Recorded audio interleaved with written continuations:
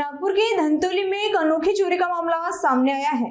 Yashwant stadium के भगवती मंदिर में एक शातिर चोर ने पहले श्रद्धालु बनकर देवी के दर्शन किए, हाथ जोड़े और फिर प्रतिमा के गले से सोने का लॉकेट उड़ा लिया।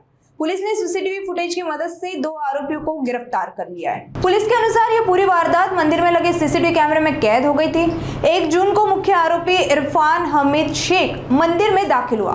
उसने पहले प्रतिमा के सामने हाथ जोड़े और फिर प्रतिमा के गले से सोने का लॉकेट निकालकर फरार हो गया।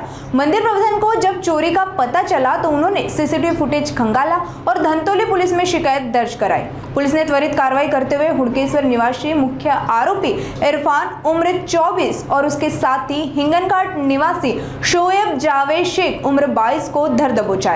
फिलहाल पुलिस चोरी किए गए लॉकेट की कीमत का आकलन कर रही है और आरोपियों से पूछताछ की जा रही है।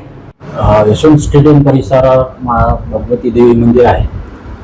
दिनांक 1/26 रोजी सदर मंदिरातील देवीच्या गळ्यातील मंगळसूत्र संध्याकाळी अंदाजे 6 वाजेदरम्यान कोणीतरी अज्ञात व्यक्तीने चोरल्याबाबत मंदिरचे ट्रस्टी राजू ढोले यांनी पोलीस स्टेशन येथे तक्रार दिली होती। यावरून अज्ञात व्यक्तीविरुद्ध चोरीचा गुन्हा दाखल करण्यात आला होता।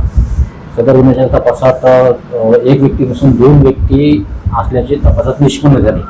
काही तांत्रिक पुराव्याच्या आधारावर दोन्ही व्यक्तीचा शोध घेतला असता ते दोन्ही व्यक्ती मिळून आले। त्यांचे नाव एकाचं आहे इम्रान हमीद शेख, राहणार हुडकेश्वर आहे, आणि दुसरा सोहेल जावेद शेख उर्फ लाला हा हिंगणघाटचा राहणार आहे।